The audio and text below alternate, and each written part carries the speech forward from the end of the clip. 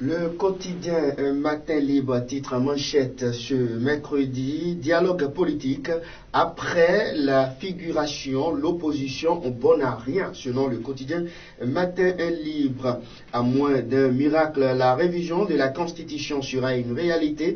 Après les deux précédents échecs, elle est devenue la condition sine qua non à la mise en œuvre des recommandations issu du dialogue politique national. Or, l'opposition, celle dite légale, selon Matin Libre, a pris part à ce dialogue. Quelle a été sa position sur cette nécessité de toucher d'abord la loi fondamentale, s'interroge le journal. On a cru entendre sur ce point précis, Paul Humpert et ses amis FCBE n'ont pas donné leur cutus. Mais qu'à cela ne tienne, la révision se fera avec ou sans leur accord, précise mon confrère de Matin Libre. Tout se passe comme si le pouvoir de la rupture avait juste besoin de leur présence au palais des congrès les 10, 11 et 12 octobre dernier, précise le journal Matin Libre. On poursuit toujours cette rubrique sur votre émission La Trottinette.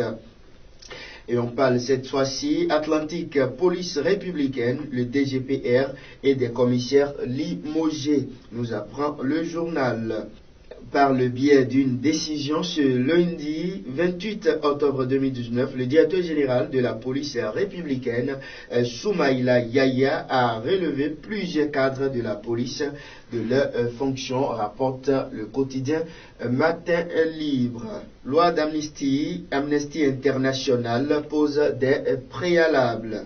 Au cours d'une conférence de presse animée ce mardi 29 octobre 2019 à Cotonou, Amnesty International Bénin AIB s'est prononcé sur la proposition de loi d'amnistie pour sortir de la crise électorale.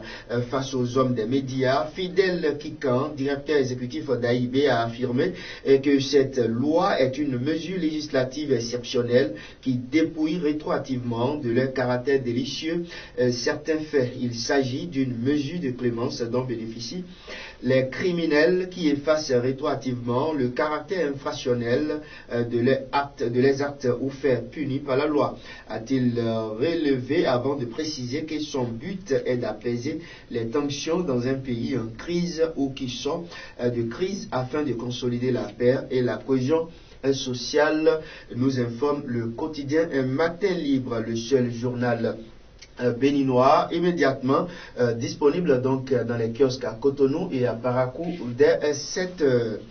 Et puis, à l'oreillette du journal aujourd'hui, prestations sociales dans les agences régionales, la CNSS veut payer par virement bancaire. Et puis pour terminer cette fois-ci, dans la logique du gouvernement, dans le social, Romulus Biokou apporte sa pierre complémentaire. Voilà.